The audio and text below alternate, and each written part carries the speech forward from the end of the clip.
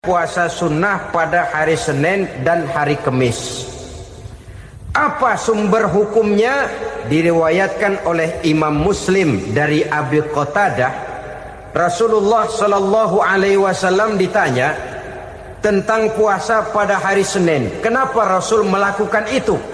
Beliau menjawab, "Zalika yaumu wulidtu fihi wa yaumu bu'istu au unzila alayya fihi." Hari Senin itu adalah hari di mana aku dilahirkan dan hari di mana aku dibangkitkan. Wahyu pertama turun kepadaku pun pada hari itu. Maka sunnah melaksanakan puasa pada hari itu.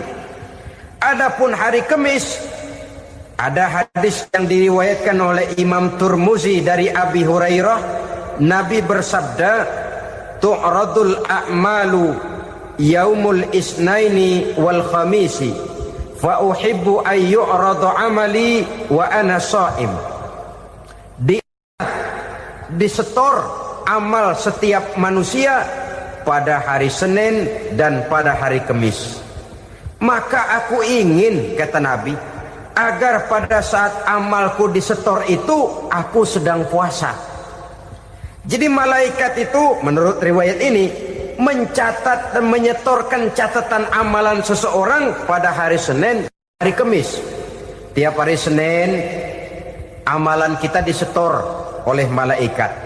Catatan terakhir tentu yang sedang kita kerjakan, sehingga yang masuk daftar, saya tinggalkan orang ini, dia sedang puasa, karena naik catatan amalnya pada hari Senin. Kamis diangkat lagi, catatan paling akhir, saya tinggalkan orang ini, dia sedang puasa. Itu makna fa uhibbu ayyurada amali wa ana shaim. Aku senang kalau pada saat amalku disetor, catatan paling akhir aku lagi puasa. Satu keistimewaan. Alangkah celaka tiap amalan disetor kita sedang berbuat jahat. Senin, Kamis, teler, mabok, judi. Tiap amalan disetor, catatan akhirnya saya tinggalkan si fulan lagi teler. Laporan Senin. Kamis laporan lagi, saya tinggalkan si fulan lagi mirit kartu. Saudara hadirin yang saya muliakan, alangkah jeleknya catatan kita. Oleh karena itu sunnah puasa pada hari Senin dan hari Kamis. Ini amalan sunnah, saudara-saudara. Dan oleh karena ini amalan sunnah, sebagian ulama memberikan penjelasan, walaupun lupa niat, kalau sudah malam itu lupa niat, boleh niatnya sudah siang puasa sunnah ini, dengan catatan dari pagi belum makan apa-apa. Malam saudara lupa, tahu-tahu ingat ini hari Senin, ini hari Senin, dah jam 10, niatlah jam 10 itu, sah puasanya asal dari pagi belum makan apa-apa. Tapi kalau sudah dapat 2 piring baru niat, jam 10 itu lain, ngojek namanya.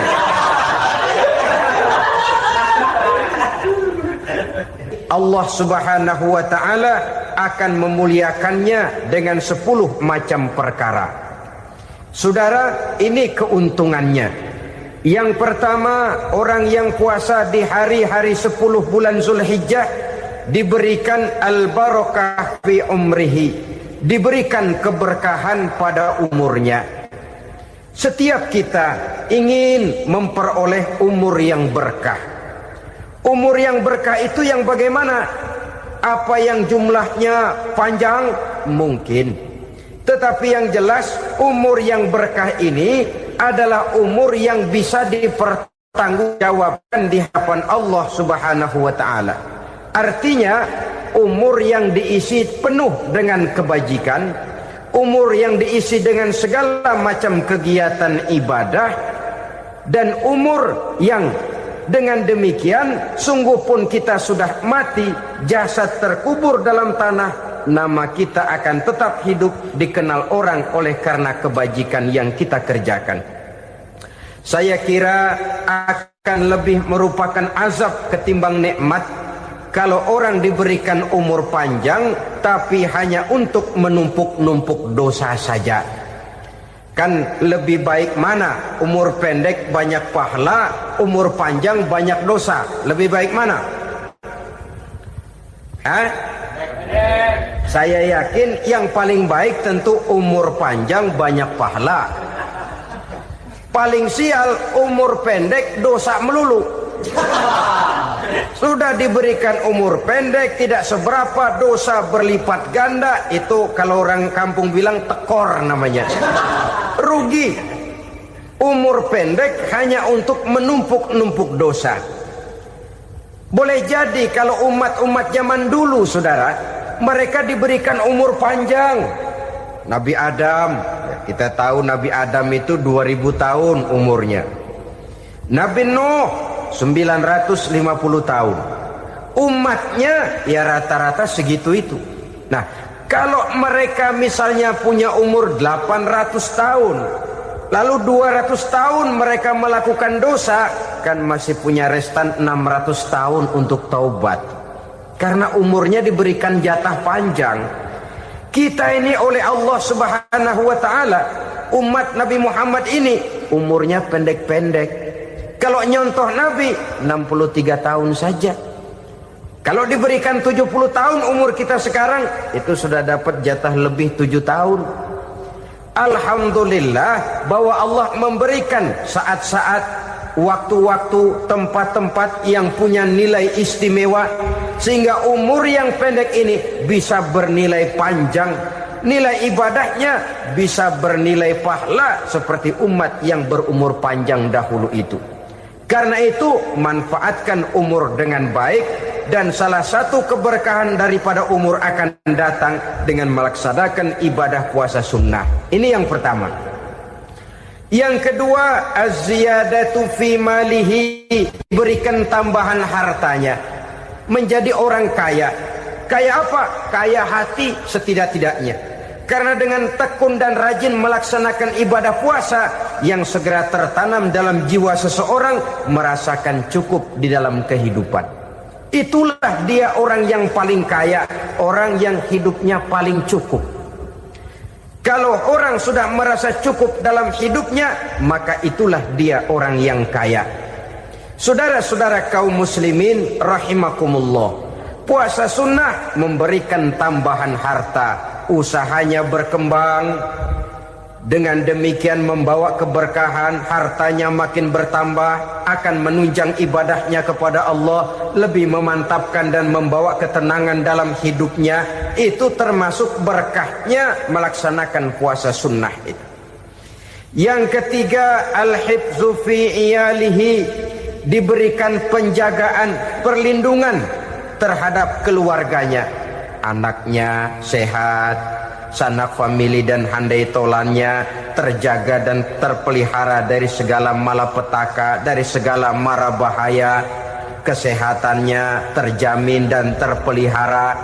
Itu sudah merupakan modal yang sangat besar di dalam kita mengarungi kehidupan. Sebab rasanya sulit untuk bahagia. Duit kita banyak sekali. Usaha kita selalu mendatangkan untung yang berlipat ganda. Tapi sebentar-sebentar anak kita sakit, yang ampek, yang korengan, yang kena musibah, ndak tak karu-karuan sakit, berobat sampai jutaan rupiah. Itu kan sudah tidak membawa kebahagiaan. Uang masuk yang begitu banyak jumlahnya, habis akhirnya untuk berobat saja. Sebenarnya hitung-hitung ya seri-seri juga.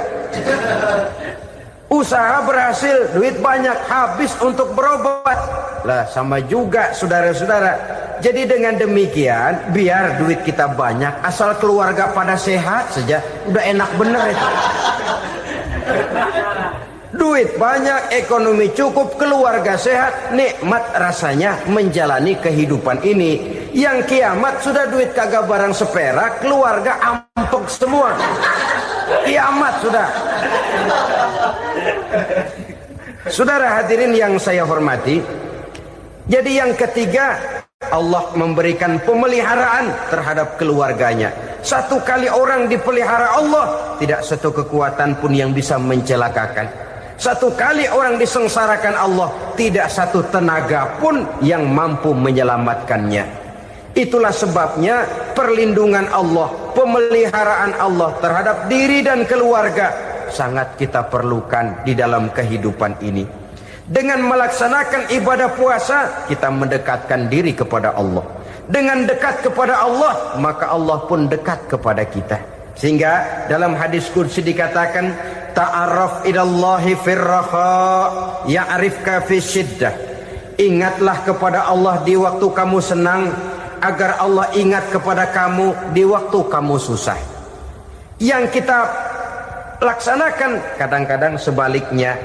Waktu susah kita ingat Allah, waktu senang kita lupa Allah. Akhirnya nanti pada waktu kita melarat, kebelangsak, susah dan sebagainya, pertolongan tidak akan datang kepada kita. Benar, ta'arraf ilallah firraha ya'rifka fi syiddah.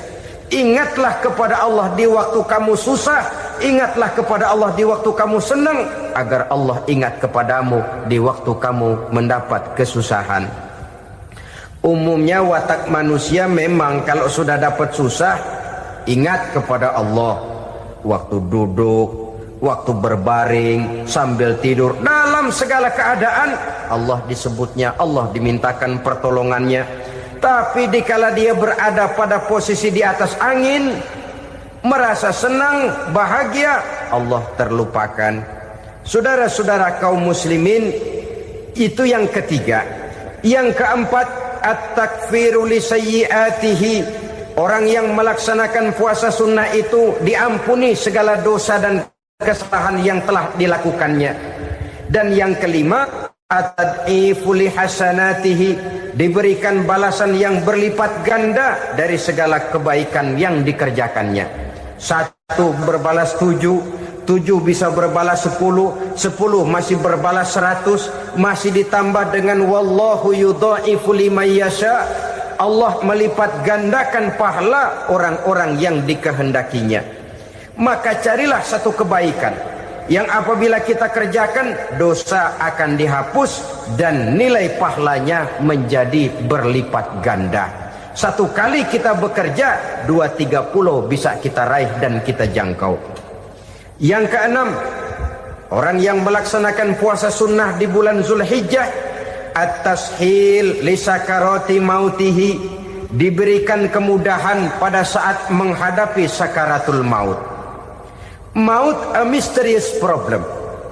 Dia adalah pintu yang setiap orang pasti akan memasukinya.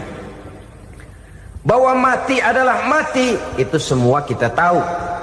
Tapi hakikat orang pada saat menghadapi mati itu kan berbeda-beda. Ada yang matinya itu gampang sekali, persis orang tidur saja, tidak nampak gelisah, tidak bikin susah yang hidup, tidak gelimpangan di tempat tidur, persis seperti orang mau tidur saja. Ada yang sulit sekali menghadapi sakaratul maut, gelimpangan di tempat tidur, bikin bingung orang yang nunggu. Kadang-kadang seperti kerbau digorok lehernya. Saudara-saudara, sulit menghadapi sakaratul maut. Oleh karena itu Rasulullah sallallahu alaihi wasallam sering beliau itu kalau berdoa membaca Allahumma hawin alayya fi sakaratil maut. Ya Allah, mudahkan saya di dalam menghadapi sakaratul maut. Rasulullah saja, saudara, orang yang ibadahnya paling banyak, orang yang hatinya paling bersih, orang yang akhlaknya paling luhur, masih berdoa semacam ini. Mohon dimudahkan oleh Allah agar mudah menghadapi sakaratul maut. Apalagi kita, terus terang kita ini paling-paling kelas mukhtalid, bangsa sama pahala mau sama dosa doyan. Lebih perlu lagi menghadapi sakaratul maut, sehingga apabila malaikat maut datang menjemput nyawa kita, dimudahkan, jangan dibikin sulit, supaya mudah. Jadilah orang baik-baik. Biasanya kalau banyak yang mati, malaikat maut juga kali main-mainin dulu tuh orang, utakan otak-atik, ditakut-takutin dan segala macam. Saudara hadirin yang saya hormati, maka menghadapi sakaratul maut ini merupakan kunci. Apakah seseorang bisa husnul khatimah atau bisa su'ul khatimah? Salah satu jalan untuk memudahkan diri menghadapi sakaratul maut, melaksanakan puasa sunnah di bulan Zulhijjah ini. Yang ketujuh, ad-diya'u li zulumati qabrihi, diberikan terang di alam kuburnya. Kubur, saudara tahu, saudara tentu sering lihat orang dimasukkan ke liang lahat, ditutup dengan papan, dinding ari kata kita di kampung, lalu diuruk lagi dengan tanah. Dalamnya liang lahat, gelapnya liang lahat, gelapnya diuruk dengan tanah, gelapnya di dalam kubur, tiga gelap yang menjadi satu. Bapak moyangnya gelap.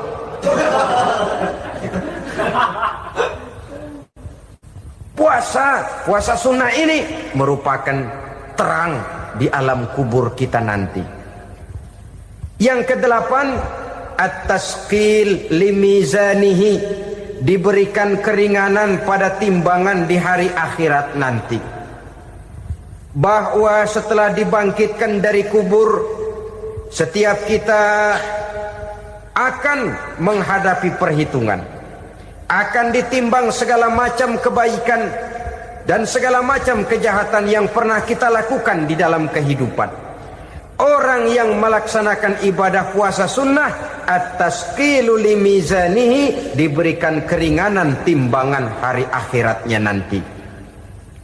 Yang kesembilan, an-najah minal bala, diberikan keselamatan dari segala macam bencana. Dan yang ke-10, as-su'ud ala darajatihi, diberikan ketinggian, naik derajatnya, derajat di dunia, lebih-lebih lagi derajat di akhirat nanti. Ini keutamaan yang diberikan Allah Subhanahu wa ta'ala kepada mereka yang melaksanakan ibadah puasa 10 hari di bulan Zulhijjah menurut penjelasan sebagian dari para ulama kita. Jadi setelah puasa Muharram ada lagi puasa Zulhijjah. Kemudian puasa sunnah yang ketiga, puasa sunnah pada hari Senin dan hari Kamis. Apa sumber hukumnya? Diriwayatkan oleh Imam Muslim dari Abi Qatadah, Rasulullah sallallahu alaihi wasallam ditanya tentang puasa pada hari Senin. Kenapa Rasul melakukan itu? Beliau menjawab, zalika yaumu wulidtu fihi wa yaumu bu'istu au unzila alayya fihi. Hari Senin itu adalah hari di mana aku dilahirkan dan hari di mana aku dibangkitkan. Wahyu pertama turun kepadaku pun pada hari itu. Maka sunnah melaksanakan puasa pada hari itu. Adapun hari Kamis, ada hadis yang diriwayatkan oleh Imam Turmuzi dari Abi Hurairah, Nabi bersabda, tu'radul a'malu yaumul isnaini wal khamisi fa uhibbu an yu'rada amali wa ana sha'im. Disetor amal setiap manusia pada hari Senin dan pada hari Kamis. Maka aku ingin, kata Nabi, agar pada saat amalku disetor itu aku sedang puasa. Jadi malaikat itu menurut riwayat ini mencatat dan menyetorkan catatan amalan seseorang pada hari Senin, hari Kamis. Tiap hari Senin amalan kita disetor oleh malaikat. Catatan terakhir tentu yang sedang kita kerjakan, sehingga yang masuk daftar, saya tinggalkan orang ini, dia sedang puasa. Karena naik catatan amalnya pada hari Senin. Kamis diangkat lagi, catatan paling akhir, saya tinggalkan orang ini, dia sedang puasa. Itu makna fa uhibbu ayyurada amali wa ana shaim. Aku senang kalau pada saat amalku disetor, catatan paling akhir aku lagi puasa. Satu keistimewaan. Alangkah celaka tiap amalan disetor kita sedang berbuat jahat. Senin, Kamis teler, mabok, judi. Tiap amalan disetor, catatan akhirnya saya tinggalkan si fulan lagi teler. Laporan Senin. Kemis laporan lagi, saya tinggalkan si fulan lagi mirit kartu. Saudara hadirin yang saya muliakan, alangkah jeleknya catatan kita. Oleh karena itu sunnah puasa pada hari Senin dan hari Kemis. Ini amalan sunnah, saudara-saudara. Dan oleh karena ini amalan sunnah, sebagian ulama memberikan penjelasan, walaupun lupa niat, kalau sudah malam itu lupa niat, boleh niatnya sudah siang puasa sunnah ini, dengan catatan dari pagi belum makan apa-apa. Malam saudara lupa, tahu-tahu ingat ini hari Senin, dah jam 10, niatlah jam 10 itu, sah puasanya asal dari pagi belum makan apa-apa. Tapi kalau sudah dapat 2 piring baru niat, jam 10 itu lain, ngojek namanya.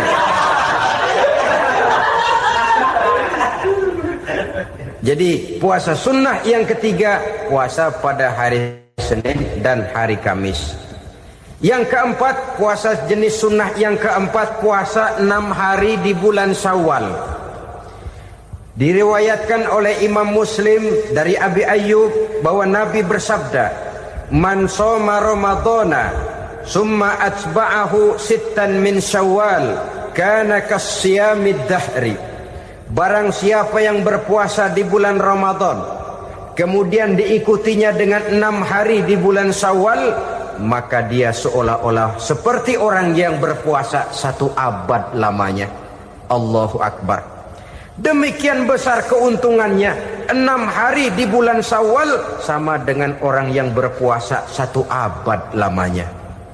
Ini fadailul a'mal, saudara-saudara. Jangan diartikan karena menang sudah puasa 6 hari bulan Syawal, Ramadan tahun depannya lantas nggak puasa.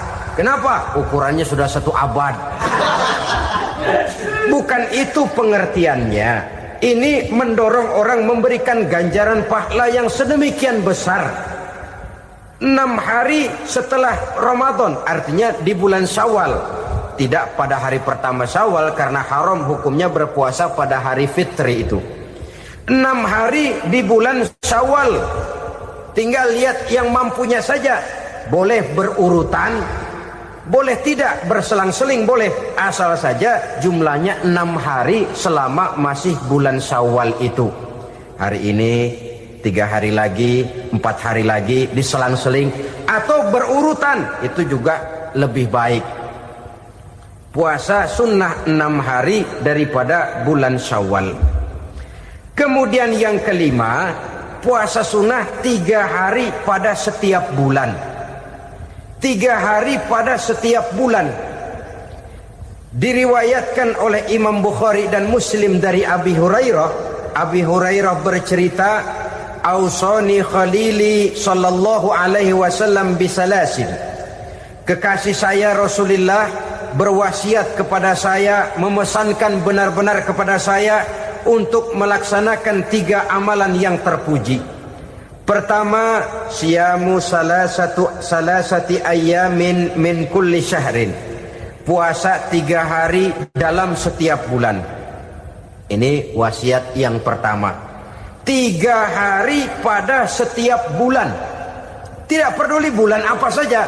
Dalam artian ya bulan menurut perhitungan Islam ya.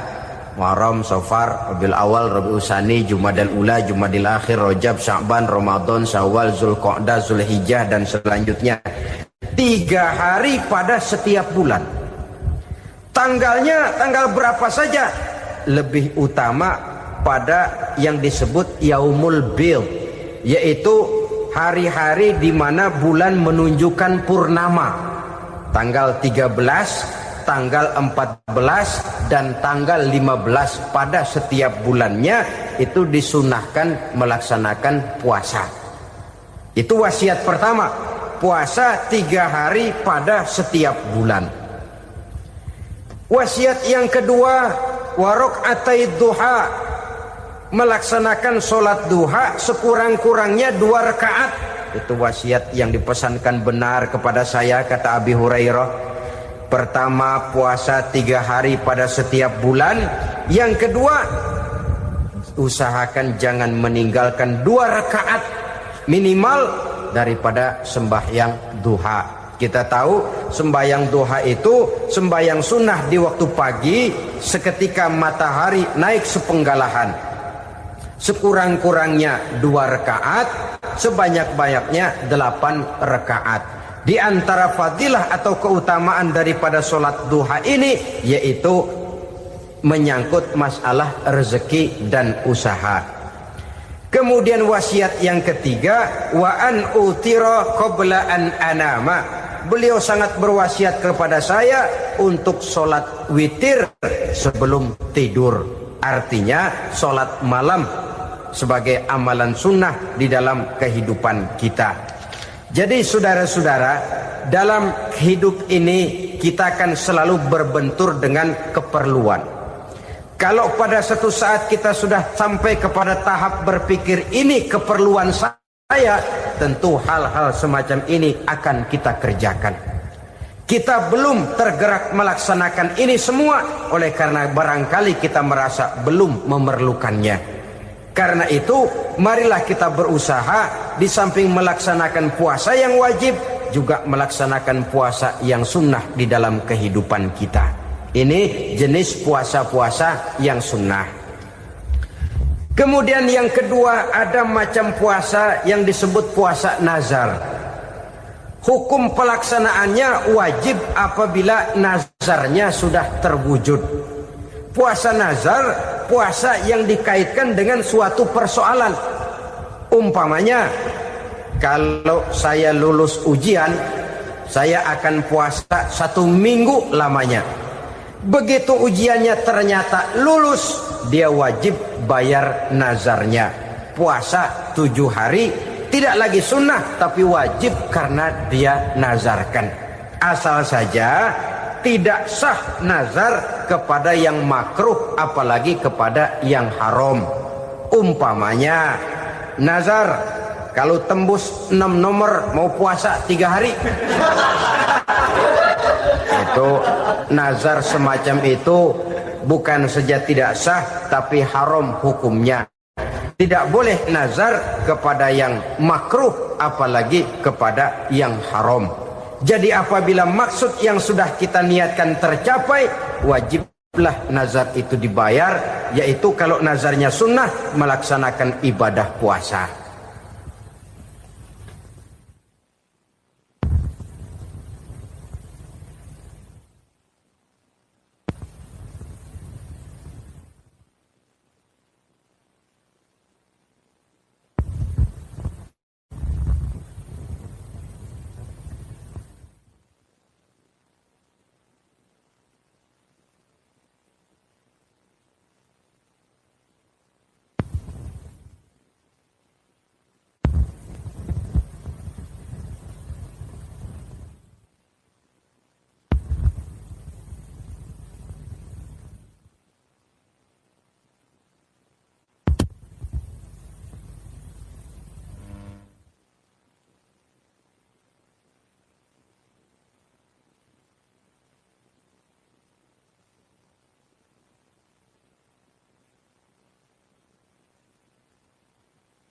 Saudara-saudara kaum muslimin rahimakumullah. Jenis puasa yang ketiga kita kenal dengan puasa wajib. Dan ini kita laksanakan pada bulan suci Ramadan. Tentang teknis pelaksanaan ibadah puasa di bulan Ramadan sudah pernah saya bicarakan pada pertemuan tentang Ramadan dan Idul Fitri. Pada kesempatan ini saya hanya ingin mengajak bahwa di dalam melaksanakan ibadah puasa Ramadan ini, marilah kita mengadakan evaluasi. Kenapa demikian? Barangkali secara jujur, walaupun agak berat, saya masih harus berkata, masih banyak di antara kita umat Islam yang di dalam melaksanakan suatu ibadah terjebak dalam rutinitas ritual. Apa itu rutinitas ritual? Itu bahasa susah. Berhubung saya tidak ingin bicara yang susah-susah, kita bicara yang mudah-mudah saja. Maksud saya, banyak di antara kita umat Islam yang di dalam melaksanakan suatu ibadah itu hanya dengan prinsip asal sekadar gugur kewajiban saja. Akibatnya, sampai sejauh mana ibadah itu berhasil membentuk kepribadian diri kita, kita jarang mengadakan evaluasi dan penilaian. Solat yang penting gugur kewajiban. Puasa yang penting sudah gugur kewajiban. Haji yang penting sudah gugur kewajiban. Maka jangan heran kalau itu yang jadi prinsip, ibadah lantas tidak punya dampak dalam membentuk kepribadian diri. Banyak orang yang rajin sholat tapi munkarnya jalan terus. Sampai kadang-kadang kita bingung, yang sembahyang dia, yang nyolong dia. Puasanya kelihatannya tekun tapi tidak punya kepekaan sosial. Sama yatim piatu bersifat masa bodoh, sama fakir miskin malah gemes. Tidak lantas tumbuh kepekaan sosial walaupun dia sudah ikut merasakan tidak enaknya lapar dan haus.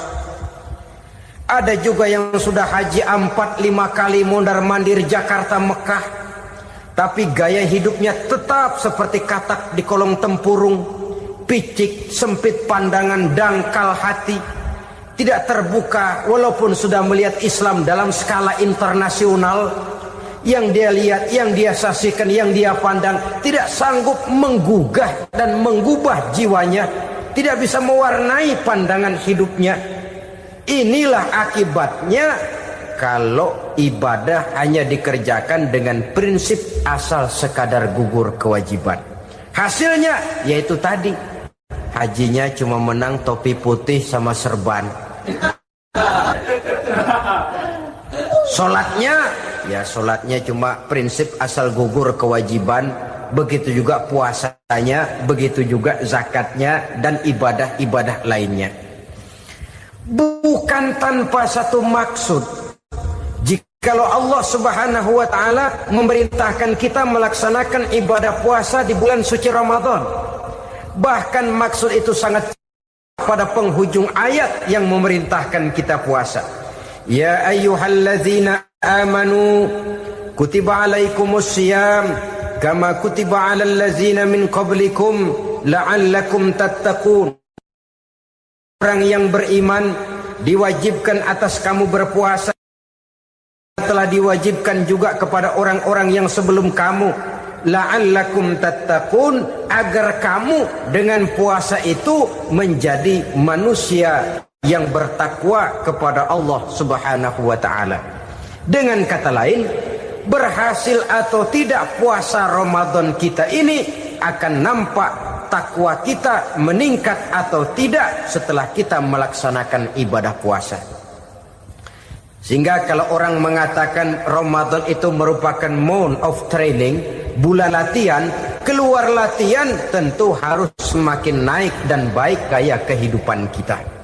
Jadi tujuan utama daripada pelaksanaan ibadah puasa adalah untuk membentuk manusia yang bertakwa. Nah, takwa itu kata Imam Qusairi hurufnya ada 4. Ta, qaf, wawu, ya. Masing-masing huruf ini simbol dari pribadi orang yang bertakwa, bina dan dibentuk oleh pelaksanaan puasanya. Mari kita lihat. Huruf ta adalah lambang dari sifat tawadhu, rendah hati. Orang yang bertakwa, orang yang tidak mempunyai sifat sombong. Puasa menanamkan kita kesadaran terhadap kelemahan, terhadap keterbatasan, terhadap segala ketidakmampuan yang kita miliki. Ya Allah, Baru sehari nggak kena makan, nggak kena minum, sudah begini lemesnya. Puasa memang, kalau pagi orang masih sehat, masih terdorong oleh sahur. Siang masih lumayan, tapi zuhur ke atas biasanya mulai sikap lemah manusiawi, keterbatasan kekuatan biologis itu mulai nampak. Dari sini tanam satu kesadaran. Kalau begitu apa yang mau disembuhkan di hadapan Allah? Kaya, siapa sih orang paling kaya? Ilmu, siapa sih orang paling pintar? Pangkat, siapa sih orang paling tinggi jabatannya? Dari sifat semacam ini lahir introspeksi. Rasa mawas diri, timbul sifat tawaduknya, rendah hatinya, tidak melonjak menjadi angku dan sombong lantaran sedikit kemampuan dan kekuatan yang dimilikinya. Lalu untuk sikap yang lebih jauh, terwujudlah, terbentuklah apa yang dinamakan stabilitas temperatur batin. Orang tetap konstan menjaga nilai-nilai idealisme yang pernah dimilikinya. Dia mulai dengan adil, dia berjalan tetap dengan keadilan, dan dia berakhir juga tetap dalam keadilan. Jangan mulainya adil, tengahnya setengah adil, di akhirnya malah zolim sama sekali. Ini tidak punya stabilitas temperatur batin. Kan banyak orang begitu toh. Mulanya benar, belakangan mau benar sendiri. Mulanya sudah rela berkorban buat kepentingan orang banyak, belakangan malah selalu mengorbankan kepentingan orang banyak. Waktu di bawah rajin baca ayat kursi, dapat kursi lupa ayat. Stabilitas temperatur batin tertipu oleh perasaan seolah-olah situasi dan kondisi sudah serba memungkinkan, sudah serba menguntungkan. Orang yang dibentuk pribadinya oleh pelaksanaan ibadah puasa, dia sadar apapun keberhasilannya, apapun kedudukannya, apapun nilai kekayaannya, itu cuma sebagian kecil sekali dari apa yang ada pada zat Allah Subhanahu wa ta'ala. Hati tidak takabur, sesuai dengan namanya takabur dari kalimat takabbaro ya takabbaru, membesar-besarkan diri. Orang yang suka membesar-besarkan diri, orang yang tidak yakin bahwa dirinya orang besar, lalu dibesar-besarkan dirinya. Sebenarnya itu sudah satu sikap di mana dia tidak percaya kepada diri sendiri. Dirinya sebenarnya bukan apa-apa, cuma ingin dianggap besar, lalu dibesar-besarkan. Takabbur namanya. Puasa sekali lagi melatih kita menanamkan kesadaran akan kelemahan dan keterbatasan kita sebagai makhluk. Itu sikap tawadu. Fir'aun, saudara tahu Fir'aun, lama-lama dia jadi raja, lupa diri dan lupa daratan, melonjak menjadi angku dan sombong sampai kepada puncak kekurang ajarannya, memproklamirkan dirinya menjadi Tuhan. Hitler juga begitu. Pendeknya orang manakala tidak ada kesadaran tentang dari mana segalanya berasal dan kemana segalanya akan kembali, dia mudah out of control. Kalau sudah out of control, maka dia akan melakukan perbuatan yang melampaui batas. Itu yang pertama. Jadi orang takwa, orang yang rendah hati, salah satu tujuan daripada pelaksanaan ibadah puasa menanamkan sikap rendah hati. Dari sikap rendah hati ini yang timbul lalu apa? Kepekaan sosial. Kalau saya puasa, saya sudah merasakan bagaimana tidak enaknya lapar. Saya sudah merasakan bagaimana tidak enaknya haus. Tapi bagaimanapun, saya lapar cuma sebentar, saya haus cuma sebentar. Selesai maghrib, lapar saya hilang, haus saya hilang. Bagaimana yatim piatu, orang-orang tua jompo yang perlu santunan, orang-orang miskin yang terkapar di kolong-kolong jembatan, yang tiap hari merasakan perasaan seperti ini tanpa tahu kapan hidup dan nasibnya akan berubah. Tidur beratapkan langit, berselimut koran. Kalau demikian, saya ini beruntung. Kalau demikian, apa yang bisa saya lakukan untuk mereka? Kepekaan sosial ini lalu timbul dalam apa yang orang sekarang namakan solidaritas, kesetiakawanan sosial. Hidup tidak hanya untuk kepentingan diri dan perutnya sendiri saja, tapi mau menolong, mau membantu orang yang memang memerlukan bantuan dan pertolongan itu sendiri.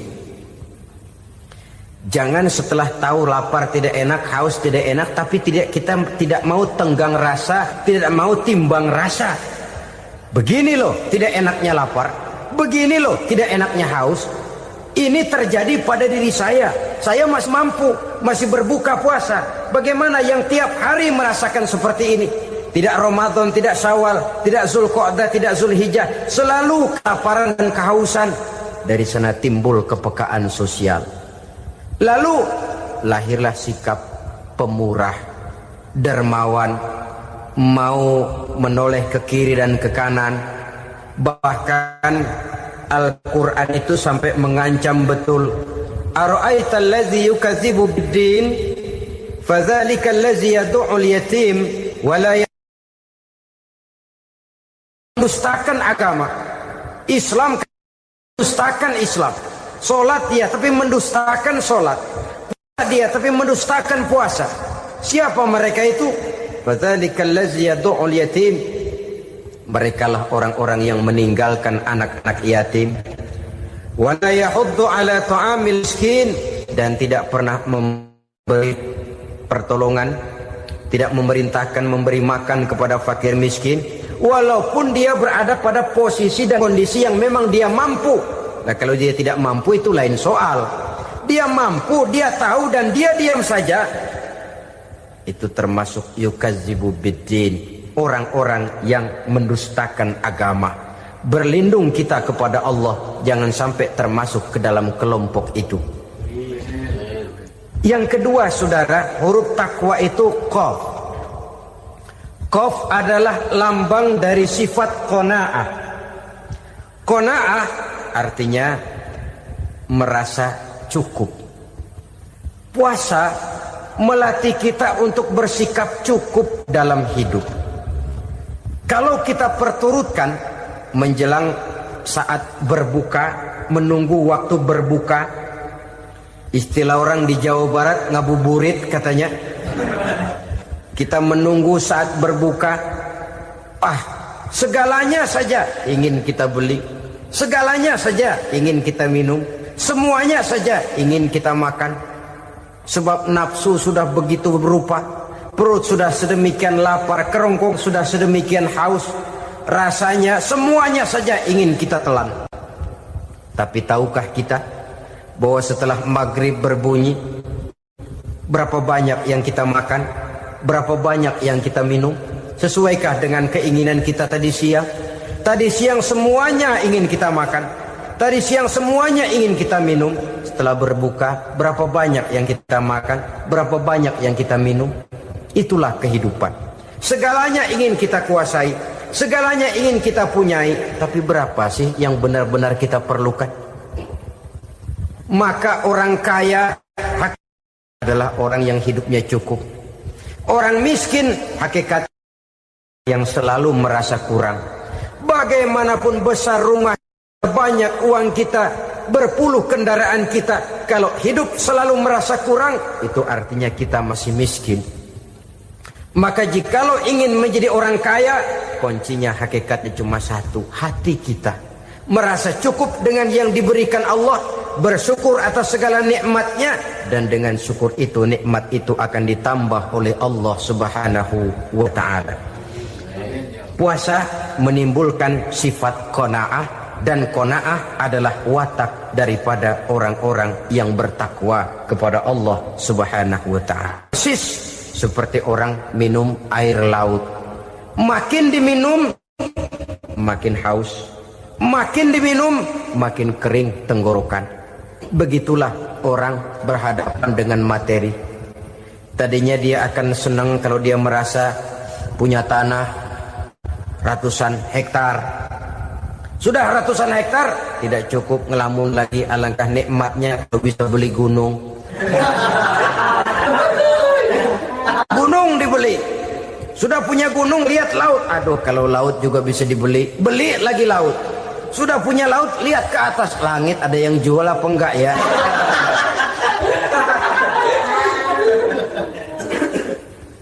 Seperti orang berhadapan dengan air laut yang makin diminum makin membuat kita haus dan makin kering tenggorokan ini. Maka itu harus dihentikan. Sikap untuk menghentikan itu tidak lain adalah dengan sifat qanaah itu tadi.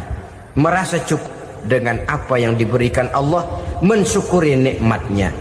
Itu yang kedua. Yang ketiga, pada kalimat takwa ada huruf wawu. Wawu adalah simbol dari sifat wara dengan ain. Wara, orang yang terpelihara dirinya baik dari yang subuhat, lebih-lebih dari yang haram. Subuhat, saudara tahu, barang yang remeng-remeng. Tapi sungguh pun remeng-remeng, kira-kira prosentasenya 70-30. 70% haram, 30% kemungkinan halalnya. Maka yang subuhat lebih baik dijauhi daripada diambil. Orang yang punya kepribadian wara, dirinya terpelihara, jangankan dari yang haram, dari yang subuhat saja dia sanggup menjaga dan memelihara dirinya. Oleh karena itu saya heran, kalau orang di bulan Ramadan dia sanggup menjaga diri di waktu siang dari jenis makanan yang halal, dari jenis minuman yang haram.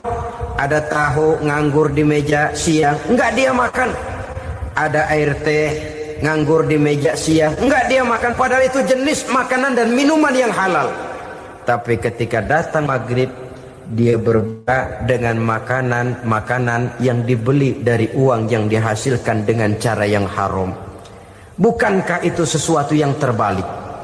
Bukankah dengan demikian sudah tidak lagi menimbulkan sikap yang bisa memelihara dan menjaga kepribadian diri? Orang yang membiasakan diri terpelihara dari yang subuhat apalagi yang haram, maka baik yang dipakainya, yang diminumnya, yang dimakannya, terdirilah dari barang-barang yang baik yang dihalalkan oleh agama. Wara. Kemudian yang keempat, pada huruf kalimat takwa ada huruf yakin. Huruf ya, simbol dari sifat yakin. Orang yang puasa dibentuk kepribadiannya mempunyai satu keyakinan yang tangguh. Dan keyakinan adalah ciri daripada orang yang takwa. Kita lihat, yang dipanggil melaksanakan ibadah puasa ini kan iman. Karena memang sulit untuk melaksanakan puasa kalau tidak iman yang jadi dasar. Setidaknya seperti sudah pernah saya sampaikan, ibadah puasa ini memang sulit terkena penyakit show. Kalau kita sholat barangkali terangsang karena kelihatan orang lain. Kalau kita pergi haji mungkin jadi sugesti karena orang banyak tahu. Kalau kita bayar kita jadi terangsang karena banyak orang lihat. Tapi kalau sudah puasa, puasa itu kan yang tahu cuma kita dan Allah saja. Ya, kita sholat, orang lain lihat, kita jadi rada semangat. Kita pergi haji, orang lain banyak ngantar, kita semangat. Kita bayar zakat, orang lain banyak saksikan, kita bersemangat. Tapi kita puasa, siapa yang mau nyaksiin kita puasa? Siapa yang mau memuji kita puasa? Siapa yang mau menyanjung kita puasa? Itu cuma urusan kita dan Allah. Oleh karenanya, dasar daripada pelaksanaan ibadah yang haus sedikit tenggorokan, segalanya jadi nikmatan. Tidak ada kerja yang lebih indah selain kerja yang didasarkan kepada satu keyakinan bahwa yang kita kerjakan itu adalah sesuatu yang benar. Dalam hal ini sesuatu yang diperintahkan oleh Allah Subhanahu wa taala kepada kita. Saudara-saudara kaum muslimin rahimakumullah. Demikianlah titik evaluasi kita. Jangan berpuasa hanya dengan prinsip asal sekadar menggugurkan kewajiban saja, yang akan berakibat Ramadan tahun ini berakhir begitu, Ramadan terjebak menjalani rutinitas ritualnya saja. Bahkan kadang-kadang yang nyata betul, Nabi menganjurkan tingkatkan ibadah pada 10 hari yang akhir di bulan Ramadan. Tanggal 20 sampai akhir Ramadan.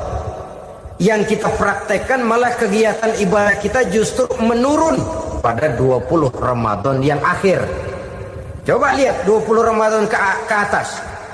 Itu pasukan tarawih paling kelas 60-70 tahun ke atas. Kemana yang lain sudah berpikir menghadapi lebaran, berpikir pulang mudik, berpikir macam-macam. Akibatnya konsentrasi ibadah lalu buyar. Dianjurkan Rasul, tingkatkan ibadah pada 10 hari yang terakhir. Kita malah makin ke akhir makin lancip.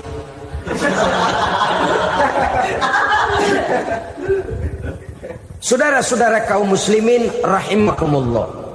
Kita terjebak oleh sesuatu yang sementara, oleh sesuatu yang bersifat kulit, lalu meninggalkan isinya. Padahal jikalau kita tidak mengisi Ramadan dengan kegiatan ibadah, berarti kita tidak keluar dari Ramadan dengan jiwa yang baru, yang sudah ditempa oleh pengalaman ibadah di bulan Ramadan. Artinya kita tidak kembali kepada fitrah, kesucian seperti saat kita dilahirkan. Lalu kalau kita tidak kembali kepada fitrah, apa yang mau kita rayakan pada Idul Fitri itu? Di mana letak kegembiraan kita? Di mana letak kebahagiaan hati? Kembalikah kita kepada fitrah? Tidak. Benarkah puasa yang kita kerjakan? Kelihatannya juga tidak. Adakah dampak dari pelaksanaan ibadah dalam pribadi kita? Tidak. Kadang-kadang Ramadan selesai malah teriak merdeka.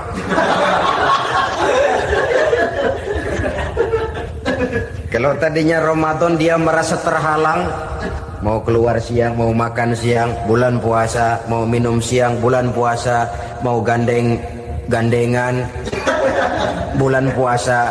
Ramadan selesai, kibarin bendera, teriak merdeka. Lalu kembali merajalela. Saudara-saudara, dampaknya tidak akan kelihatan. Padahal puasa yang baik, la'allakum tattaqun, membentuk manusia yang bertakwa kepada Allah Azza wa Jalla. Nah, sekarang apa kemudahan dan keistimewaan yang akan diberikan Allah kepada mereka yang sampai kepada tingkat takwa ini? Al-Quran menjelaskan, pertama, may yattaqillaha yaj'al lahu makhraja. Barang siapa yang bertakwa kepada Allah Subhanahu wa taala, maka dia akan diberikan makhraja. Makhraja itu jalan keluar dari segala macam kesulitan. Jalan keluarnya ada saja. Menurut ukuran kemampuan dia tidak mungkin, mustahil, tidak bisa, mana mungkin. Tapi pada waktunya ada saja jalan keluarnya. Termasuk jenis yang yaj'al lahu makhraja. Orang yang bertakwa kepada Allah selalu diberikan jalan keluar dari segala kesulitan yang dihadapinya. Siapa sih orangnya yang tidak pernah sulit dalam hidup? Siapa orang yang tidak pernah mengalami kesulitan? Tapi kadang orang menilai, itu kelihatannya hidupnya enak aja ya, kayaknya gak pernah mengalami kesulitan. Sebenarnya bukan tidak pernah mengalami kesulitan, Allah selalu memberikan jalan keluar dari segala kesulitan yang dihadapinya. Lah kalau Allah yang memberikan jalan keluar, tentu sangat mudah sekali. Orang yang bertakwa diberikan jalan keluar dari segala macam kesulitan. Satu. Yang kedua, wa yarzuqhu min haitsu la yahtasib. Dia akan diberikan rezeki oleh Allah dengan jalan yang tidak disangka-sangka. Rezekinya datang dengan cara yang tidak disangka-sangka. Gajinya mungkin kecil, tapi penghasilannya gede. Kan itu yang penting. Gaji dan penghasilan kan lain tuh. Boleh jadi gaji kecil, asal penghasilan gede, kan nikmat hidup itu. Nah, penghasilan ini ada yang bisa kita perkirakan. Bisa kita perkirakan. Misalnya gaji itu tadi. Kalau saya kerja, gaji saya begini. Ada rezeki yang masuk min haitsu la yahtasib. Tidak kita sangka-sangka. Tidak kita duga-duga. Tahu-tahu ada saja rezeki. Datang orang, bawa persoalan yang mendatangkan hasil. Sebab rezeki, jodoh, maut memang seperti bayangan. Kita uber-uber dia lari, kita diem dia diem. Kan gemesin itu. Bayang-bayang itu begitu. Kita kejar, dia lari. Rezeki juga begitu. Kita diem, dia diem. Setengah mati yang namanya rezeki kita cari, kita uber. Ngubik sampai ratusan bohong kita kerjain. Tapi memang belum waktunya, ya sulit untuk tembus. Tapi kadang-kadang giliran kita nongkrong di rumah, datang orang bawain rezeki. Itulah yang namanya rezeki. Tapi ini untuk orang yang bertakwa. Kalau tidak punya kredibilitas takwa, jangan lalu pakai ayat ini. Diberikan Allah dengan rezeki dengan jalan yang tidak disangka. Kan ada ayatnya dah, kita mah manteng aja di rumah dah. Ntar juga tuh rezeki datang. Ini fasilitas yang diberikan kepada orang yang wa may yattaqillah, bertakwa kepada Allah, yarzuqhu min haitsu la yahtasib, diberikan rezeki dengan cara yang tidak disangka-sangkanya. Maka kadar ketakwaan jangan membuat kita buruk sangka. Tuh orang ya nggak kemana-mana, duitnya ada aja. Kalau dia takwa, Allah berikan jalan keluar. Yang lantas ngelihat kiai orangnya ahli ibadah, ilmunya tinggi, akhlaknya luar biasa, takwanya tinggi, rezekinya lancar, lalu husnuzon nih kiai nggak kemana-mana, duitnya banyak, miara tuyul kali ini. Itu termasuk jaminan Allah yang masuk kategori min haitsu la yahtasib. Yang ketiga, yaj'al lahu min amrihi yusra, dimudahkan segala urusannya. Dimudahkan segala urusannya. Kemudian yang keempat, yukaffir anhu sayyiatihi wa yu'azzim lahu ajra, diampuni segala kesalahannya dan dibesarkan pahala kebaikan yang dikerjakannya. Maka mudah-mudahan puasa yang kita kerjakan mengantarkan kita kepada ketakwaan kepada Allah, dan takwa membuka janji Allah kepada kita di dalam kehidupan ini. Inilah saja yang kita bicarakan pada pertemuan ini. Mudah-mudahan ada manfaatnya. 7 macam perkara yang merusak akidah dan keimanan, merusak amal perbuatan yang sudah kita kerjakan, merusak sendi-sendi kehidupan sosial, pendek kata merusak segala hal di dalam kehidupan kita. Jauhilah olehmu 7 macam perkara yang merusak. Yang pertama, asyirku billah, menyekutukan Allah subhanahu wa ta'ala. Agama dimulai dari keyakinan, maka kehancuran agama selalu dimulai dari kehancuran keyakinan, iman atau akidah yang dimiliki oleh seseorang. Dan untuk menghancurkan nilai-nilai iman yang kita miliki ini, orang rasanya tidak akan menghantam kita dengan peluru kendali. Orang tidak akan mengirimkan nuklir ke sini. Orang tidak juga akan mengirimkan satuan militernya ke sini. Untuk menghancurkan nilai-nilai iman, dibanjiri kita dengan paham-paham yang merusak dan mendangkalkan akidah. Baik ia bernama materialisme, baik ia bernama sekularisme, baik ia bernama banjirnya maksiat dan munkarat, baik ia bernama banjirnya peradaban dan kebudayaan yang menghancurkan moral daripada anak-anak kita. Sedikit demi sedikit melenturkan dan melunturkan nilai-nilai keimanan kita, untuk kemudian pada waktunya nilai iman itu akan bertukar dan berganti menjadi nilai syirik kepada Allah subhanahu wa ta'ala. Atau pada sisi lain, menjadikan yang selain Allah sebagai tujuan akhir daripada kehidupan kita. Sedangkan kita sama-sama maklum bahwa di dalam pandangan agama Islam, dosa yang tidak berampun, dosa yang terbesar, termasuk dalam kategori bapak moyangnya dosa, tidak lain adalah syirik, yakni menyekutukan Allah subhanahu wa ta'ala. Pola penghancuran iman ini memang berstrategi. Ditawarkan kita kepada paham materialisme, paham kebendaan, di mana otak menempati urutan sebagai ranking pertama, Tuhan jatuh pada urutan kedua.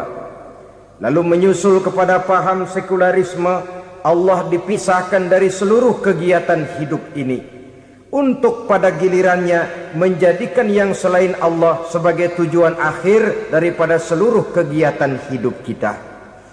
Oleh karenanya, kewajiban menjaga nilai-nilai iman ini merupakan kewajiban yang mulia tetapi berat, tidak hanya untuk kita, tetapi juga bagaimana mewariskannya kepada anak-anak kita, generasi yang akan datang. Orang-orang tua bijaksana yang diceritakan di dalam Al-Quran, kalau sudah berpikir tentang anak-anaknya, pertanyaan yang paling mereka risaukan ialah, ma ta'buduna min ba'di. Anakku, kalau pada satu saat aku, ayahmu sudah tidak ada lagi di dunia ini, meninggalkan kamu semua, ma ta'buduna min ba'di, apa yang akan kamu sembah nak? Jikalau sekarang ayahmu masih mau ke masjid, masih mau melakukan rukuk dan sujud, masih beribadah menyembah Allah Subhanahu wa ta'ala, kalau orang tuamu sudah tidak ada, ma ta'buduna min ba'di, masihkah engkau mau datang ke masjid? Masihkah engkau mau rukuk dan sujud? Masihkah engkau mau menyembah Allah Subhanahu wa ta'ala? Pertanyaan ini yang dipikirkan oleh Nabi Yakub kepada putra-putranya. Pertanyaan ini yang diteruskan oleh Nabi Ibrahim kepada anak-anaknya. Pertanyaan ini yang diwariskan oleh generasi ulama salafus saleh kepada para generasi berikutnya. Bagaimana kita generasi sekarang? Kita orang-orang tua sekarang bukan berfikir ma ta'buduna min ba'di, malah yang kita fikirkan ma ta'kuluna min ba'di. Kalau bapak tidak ada nanti kamu makan apa nak? Perkara kamu nyembah apa, urusan nomor 18. Yang penting kamu nanti hidup bisa makan nak. Maka kita sibuk mewariskan harta kepada anak-anak kita. Kita sibuk mewariskan kebun dan tanah kepada anak-anak kita. Kita sibuk mewariskan pabrik kepada anak-anak kita, sementara kita lupa mewariskan intan yang paling mahal, mewariskan mutiara yang paling berharga, yaitu nilai iman kepada Allah Subhanahu wa ta'ala. Alangkah baiknya apabila warisan harta, warisan tanah dan kebun, warisan rumah dan pabrik didasari lebih dahulu dengan mewariskan nilai iman kepada Allah Subhanahu wa ta'ala. Sebagai orang-orang tua, kita boleh bersedih kalau anak kita tidak mengerti komputer. Kita boleh bersedih kalau anak kita tidak mengerti matematika. Kita boleh bersedih kalau anak kita tidak mengerti bahasa Inggris. Tapi sewajarnya lebih bersedihlah kita orang tua jikalau mempunyai anak yang tidak kenal Allah sebagai Tuhannya, yang kemudian tidak mau rukuk dan sujud kepada Allah Tuhannya. Itulah kemalangan yang paling malang bila kita meninggalkan generasi yang tidak bertauhid kepada Allah Subhanahu wa ta'ala. Betapapun anak kita tidak ngerti komputer, saudara, paling-paling kerugiannya cuma kerugian dunia. Masuk dia ke alam barzakh, munkar nakir tidak akan sempat tanya kau belajar komputer apa tidak. Kumpul dia di padang mahsyar, malaikat juga tidak akan tanya matematikamu nilainya berapa. Yang ditanya kau kenal Allah, kau rukuk dan sujud kepadanya, kau pernah datang ke masjid. Oleh karena itu sekali lagi, menjaga nilai iman tidak hanya untuk kita, tetapi juga mewariskannya kepada anak-anak kita, generasi yang akan datang. Sungguh kemalangan yang paling besar apabila kita meninggalkan anak-anak kita. Mereka kita tinggalkan lemah ekonominya, itu tidak baik. Mereka kita tinggalkan lemah otaknya, itu pun akan membuat mereka tertinggal oleh yang lain. Tapi yang paling celaka, jikalau kita tinggalkan mereka dalam kondisi lemah imannya, rapuh akidahnya, tidak baik dan tidak betul keyakinan hidupnya. Oleh karena itu Nabi berpesan, jauhilah 7 perkara yang merusak. Yang pertama, syirik kepada Allah Subhanahu wa ta'ala. Menyekutukan Allah baik dalam ucapan, dalam keyakinan ataupun dalam perbuatan. Ini perkara pertama yang termasuk 7 perusak besar di dalam kehidupan. Kalau sudah jatuh kita ke lembah syirik, bagaimanapun banyak kebaikan yang kita kerjakan, berjiwa sosial, bertangan pemurah, gemar menolong orang lain, kalau memang dasarnya syirik, maka seluruh kebaikan kita akan hancur, tidak akan ada nilainya dalam pandangan Allah Subhanahu wa ta'ala.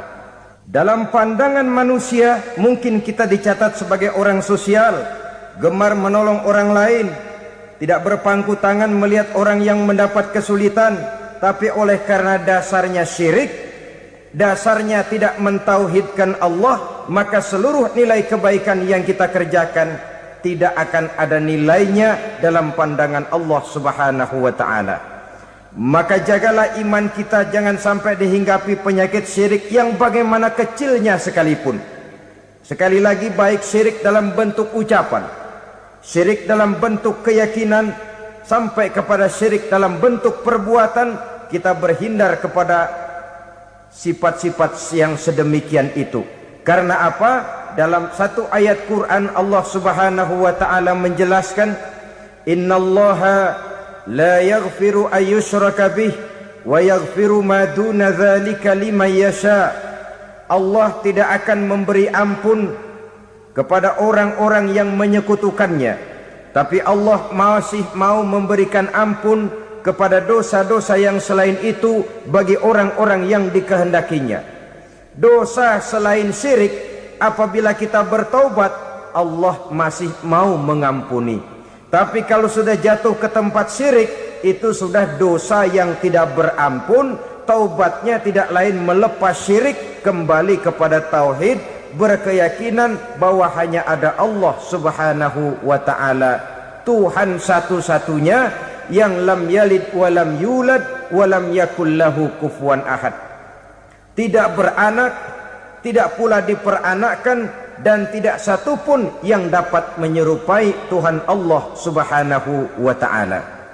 Saudara-saudara kaum muslimin rahimakumullah, bahwa kita di zaman sekarang memang tidak menyembah berhala, ya. Bahwa kita tidak berterang-terangan mengatakan Tuhan lebih dari satu, memang. Bahwa kita tidak berkeyakinan Tuhan itu punya anak atau diperanakkan, tentu. Tapi dalam perbuatan dan i'tiqad, kita kadang-kadang jatuh tanpa kita sadari ke tempat yang bernama syirik ini. Oleh karenanya, di zaman di mana teknologi makin canggih, di mana kemajuan pembangunan makin menjangkau berbagai aspek kehidupan, diperlukan keseimbangan antara kemajuan fisik material dengan kemajuan mental spiritual. Apabila tidak ada keseimbangan, yang terwujud tentulah kepincangan, yang diawali dengan pincangnya cara kita berpikir, sehingga pada akhirnya akan mengarah kepada pincangnya cara kita berbuat dan bertindak di dalam kehidupan kita. Oleh karena itu Nabi berpesan, jauhilah sifat syirik, karena syirik merupakan dosa yang teramat besar. Ini sifat merusak yang pertama. Yang kedua, kata Nabi, wasihra, jauhilah sihir. Sihir ini juga termasuk perkara yang merusak kehidupan. Kita semua sama-sama maklum bahwa sihir sebenarnya bukan persoalan baru. Sejak sebelum datang Islam, sihir itu sudah ada. Di zaman Yunani kuno, sihir ada. Di zaman Mesir kuno, di zaman Cina kuno, dan yang lain-lain yang serba kuno, sihir itu sudah ada. Bahkan para nabi pun, para rasul yang diutus oleh Allah Subhanahu wa ta'ala, senantiasa berhadapan dengan ahli-ahli sihir untuk menguji kebenaran dari misi yang mereka bawa. Sihir adalah perbuatan di luar kebiasaan yang bisa dikerjakan oleh ahlinya dengan bantuan jin atau setan. Hukum mempelajari sihir adalah haram, mengamalkannya lebih haram lagi. Sebab itu saudara-saudara, Sihir merupakan perbuatan merusak yang harus kita jauhi. Ciri-ciri daripada perbuatan sihir, pertama, ia mengandung tipuan, bayangan khayal. Di zaman Nabi Musa misalnya, orang melihat tambang-tambang itu seperti ular. Nabi Musa melayangkan tongkatnya menjadi ular-ular besar yang memakan ular-ular kecil ciptaan tukang-tukang sihir Fir'aun tadi. Lalu sihir bisa terjadi dengan bantuan jin kafir atau setan. Kemudian ciri yang ketiga, sifatnya halus dan tersembunyi. Taruh kata ada seorang ahli sihir yang mempergunakan ayat-ayat Quran sebagai jompa-jampe, sebagai baca-bacaan, itu cuma sekedar kedok. Tujuannya tidak lain menjadikan agama sebagai ketok untuk membenarkan cara yang dimurkai oleh Allah Subhanahu wa ta'ala. Satu hadis yang diriwayatkan oleh Imam Bazar dan Tabrani, Nabi berpesan, "Laisa minna man tatayyara lahu au takahhana au tukuhhina lahu au sahira lahu." Tidak termasuk ke dalam golonganku, kata Nabi. Tidak termasuk umatku. Siapa mereka? Man tatayyara lahu, orang yang bertatoyur. Apa tatoyur itu? Dari kalimat toyaro, artinya terbang. Toir biasa diartikan dengan burung. Tatoyaro percaya kepada suara-suara burung. Man tatayyara lahu, mempercayai, meyakini dengan benar-benar kepada suara beburungan. Kan suka ada itu, nah bunyi burung tuh, maling liwat. Maling liwat. Burung bunyi, maling liwat. Itu termasuk tatayyara lahu, percaya kepada suara burung. Kan aneh kalau suara orang nggak dipercaya, suara burung malah dipercaya. Ada ustadz ceramah, kiai ngaji, nggak mau didengerin, burung dengerin bener. Nah, suaranya dari sebelah mana? Belah kulon. Nah, itu tandanya ano. Habis dihitung-hitung. Itu termasuk tatayyara lahu. Au takahana, atau bertenung, au tukuhina, atau minta ditenungkan, au sahirolahu, atau melakukan perbuatan sihir atau minta disihirkan. Laisa minna, tidak termasuk ke dalam golonganku, kata Nabi. Sehingga dengan demikian saudara-saudara, menghadapi sihir dengan sihir sekalipun termasuk perbuatan yang tidak diajarkan oleh agama. Kita kan mempelajari sihir untuk jaga diri. Tidak apa-apa, yang dilarang mengamalkannya, dilarang juga mempelajarinya. Sebab orang kalau sudah mengetahui, biasanya lalu terangsang untuk mencoba. Kalau percobaannya berhasil, biasanya terangsang untuk coba lagi dan coba lagi. Pada akhirnya ketagihan, lalu beralih menjadi profesi, apalagi itu nanti bisa mendatangkan hasil uang. Saudara-saudara kaum muslimin rahimakumullah, kita manusia makhluk nyata, kita hidup di alam nyata, terikat oleh sunnatullah, causality. Oleh karenanya bagi kita keyakinan yang penuh, keikhlasan di dalam bertuhankan Allah, penyerahan diri sepenuhnya hanya kepadanya, itu sudah merupakan obat penangkal yang sangat ampuh agar kita tidak terkena penyakit-penyakit yang dibuat oleh setan dan para pembantunya. Sehingga beberapa ayat Quran mengajarkan, misalnya a'udzu bikalimatillahi tammati min syarri ma khalaq, atau bismillazi la yadurru ma'asmihi syai'un fil ardi wala fis sama, dengan menyebut nama Allah yang tidak bisa mendatangkan bahaya sedikit pun, dari baik yang datang dari langit maupun yang datang dari bumi. Jiwa yang kosong dari keyakinan yang penuh kepada Allah, jiwa yang penuh was-was dan ragu-ragu, itu yang mudah terserang oleh penyakit-penyakit yang dikerjakan oleh para tukang-tukang sihir, yaitu oleh setan dan seluruh para pembantunya. Kemudian hadis kedua yang diriwayatkan oleh Imam Ibnu Hibban, Nabi bersabda, la yadkhulul jannata mudminu khamrin wala mu'minu bisihrin wala qati'u rahmin. Tidak masuk surga. Ini Nabi yang bilang, tidak masuk surga. Siapa itu? Pertama, mudminu khamrin, orang yang berkekalan dalam mabuk. Selalu mudminun itu sudah menjadi perbuatan rutinnya, tidak kapok-kapoknya, teler seumur hidup. Mudminu khamrin, tidak masuk surga orang yang selalu bermabuk-mabukan. Yang kedua, wala mu'minu bisihrin, orang mukmin tapi main sihir. Ini juga oleh Nabi diperingatkan, tidak akan masuk surga orang mukmin tapi suka main sihir. Wala qati'u rahmin, dan tidak juga orang yang memutuskan silaturahmi. Tiga macam manusia yang diperingatkan Nabi tidak akan masuk surga: orang yang selalu mabuk, orang mukmin yang main sihir, dan orang yang memutuskan silaturahmi. Saudara-saudara kaum muslimin rahimakumullah. Lalu orang berkata, kenapa dilarang kita bersihir? Padahal Rasul sendiri kan punya mukjizat. Nah, kita memang harus membedakan antara mukjizat dengan sihir.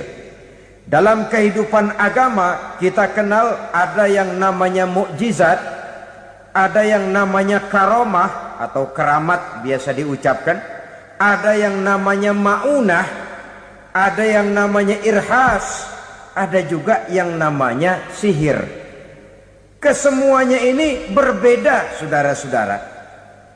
Yang dinamakan mukjizat itu khusus untuk para rasul saja. Satu kejadian luar biasa yang terjadi dilakukan oleh rasul atas izin dari Allah.